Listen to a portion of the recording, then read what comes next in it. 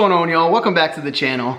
If you're new here, I'm Ryan, and we're actually out here in the Chaos Garage today, gonna be tackling a little bit of maintenance on our 2016 Ducati Scrambler. That's right, we're more than just cars around here, we're exclusively unexclusive. We love everything from domestics to imports, supercars, and yes, even motorcycles. So, it's been a while since we featured a bike on the channel, but I'm ready to swing my leg over a bike and get a little bit of that wind therapy. If you've never rode before, I highly suggest it. It's one of those things where you can just zone out, block everything else out, hop on the bike, completely focused on not dying. But you have to pay so close attention to everything going on around you that it blocks all of life's chaos out. So unfortunately, went to start the bike for the first time this year and wouldn't start. So we'll show you the symptoms of why I'm hoping it's just the battery, but courtesy of Pop Chaos, we got us a brand new battery. So fingers crossed that's gonna be it. This should be a relatively easy install. You're only gonna need two things. You're gonna need a Phillips head screwdriver and then a 4mm Allen key. So let's show you the symptoms of why it's not starting, and then we'll throw our new battery in. We'll actually try to give the bike a start, and I'll show you what it's doing. So throw the key in here, turn it,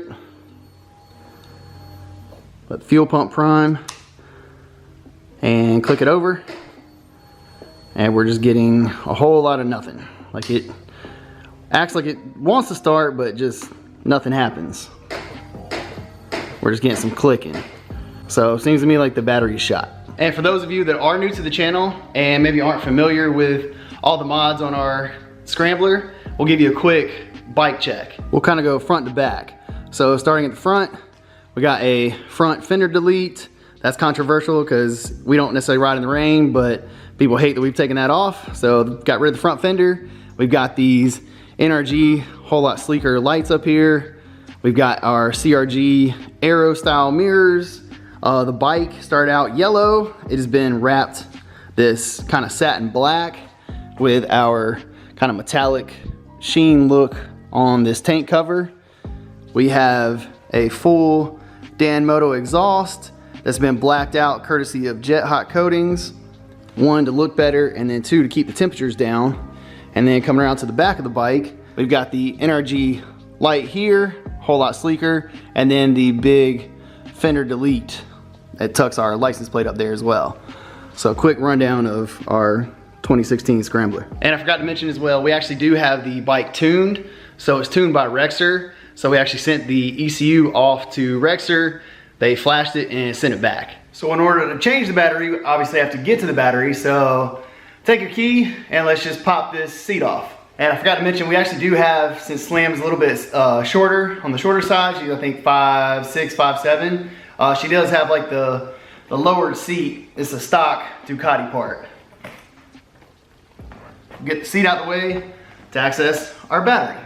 And now that we got the seat off, there's actually a plastic cover kind of making it look pretty, hiding the battery. So we're just gonna want to take this cover off using your 4mm Allen key.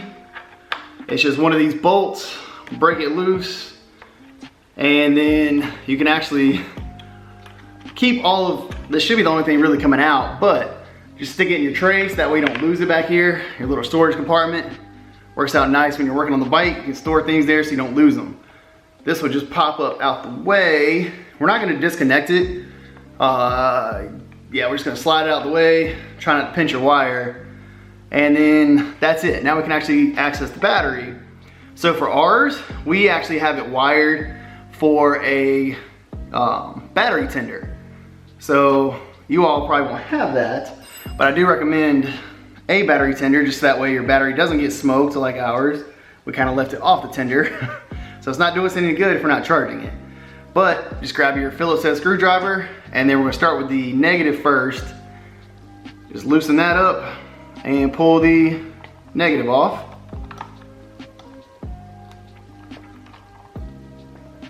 Again, use your tray for the bolts. Slide it out of the way so we're not making contact with anything. Same for the positive. Loosen it up. And we'll slide it out the way. Careful not to lose your bolt into the abyss.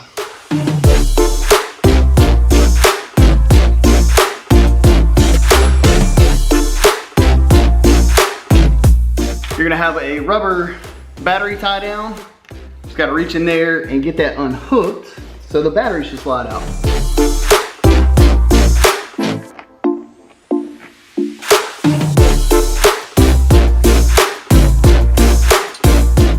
Old battery out, easy as that. With the battery out of the way, it's easier to see our setup, but we actually have this trickle charger kind of wired in here to our positive and negative.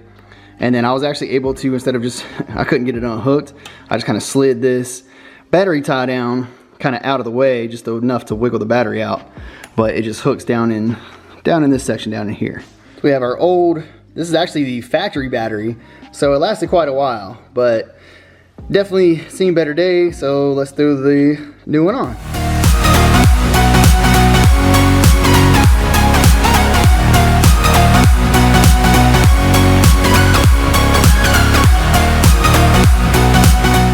That battery wanted to fight me going back in, so I was gonna put the battery in that slot first, which it falls kind of right in. I mean, it takes a little finagling just to get it right in place, but the problem is, then that crazy battery tie down, it was about dang near impossible to get it actually where it's supposed to be. So I recommend kind of putting the battery in place, or excuse me, the battery tie down in place, and then, because it's just a rubber tether, then you can work that battery down with that tether already wrapped around the battery. So I found that way easier, but I was fighting it before that. So I'd recommend, yeah, doing the battery tie down first, then putting the battery in. I know that sounds backwards, but it just makes life easier. So now that we got that in, it's just a matter of putting those bolts back, and then we'll do positive first, then negative. Then we should hopefully have a bike that starts.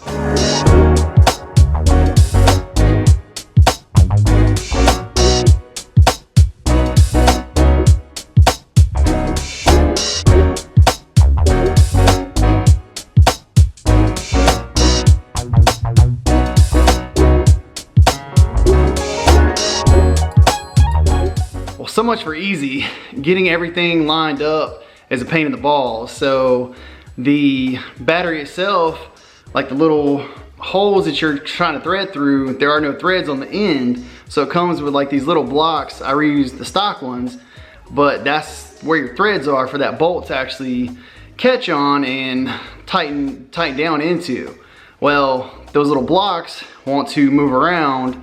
So once you get it started, then it kind of grabs and kind of pulls the threads in. But until that point, you're just fighting this little block. So I actually lost one, not the stock one, but I was gonna use the brand new ones, but I actually lost one of the new ones. So I was like, well, we'll go with the stock ones. They work just fine. But yeah, recommend maybe putting some grease on there, just that way it'll kind of hold it in place.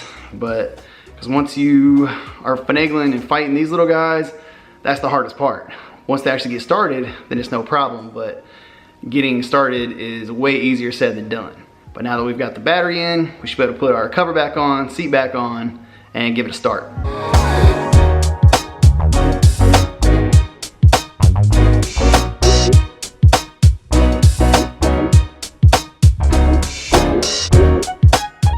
I'm confident that that's gonna fix the bike and allow us to turn it over. So I'm actually I'm one of those riders that all gear all the time. So I'm not gonna squid around, but let's go change it to our gear, and then we'll go actually take it for a test ride. Now we're ready to go. Let's fire the bike up.